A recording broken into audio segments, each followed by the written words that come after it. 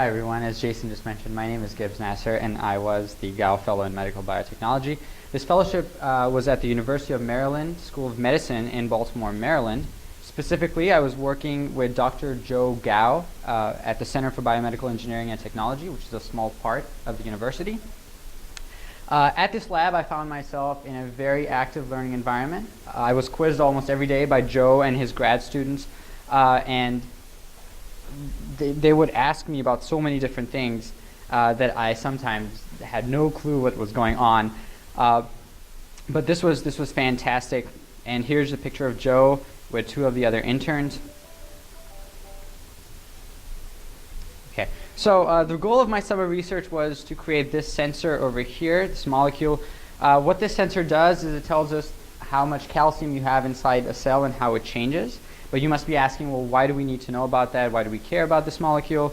The whole idea behind making this molecule was to visualize the physiology of a beating heart in an in vivo setting. Now, this has never been done before. And the cool thing about this is that most of the imaging techniques that you have right now focus on the anatomy, as in the structure. But what we were trying to do focuses on the physiology, what is going on underneath everything. And so if this sensor works, then essentially we're going to have a lot of insight into a lot of different heart-related problems, and we're going to be able to understand them much better. So what did making the sensor entail, and how far did we actually get? So here's the scheme that we were following over the summer.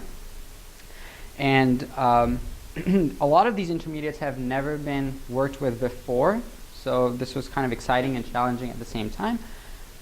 After 9 weeks, I'm happy to tell you guys that we were able to confirm that we had synthesized and purified the desired molecule, and we were able to confirm in an in vitro setting that our sensor does indeed bind to calcium ions, which is fantastic.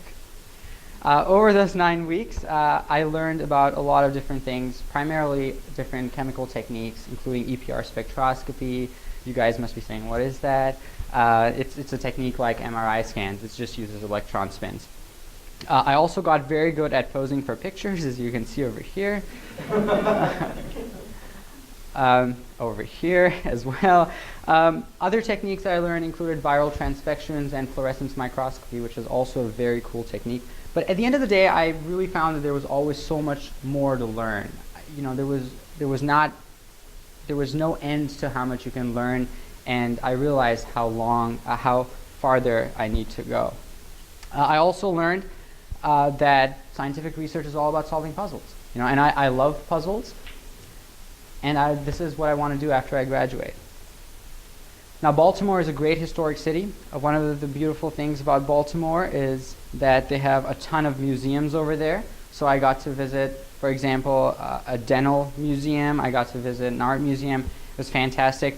I also got to try amazing food. You can see sushi over here, thanks to Joe Gow, my site mentor, who's a huge food connoisseur. I also got to attend a youth concert at Peabody Conservatory, which I absolutely loved.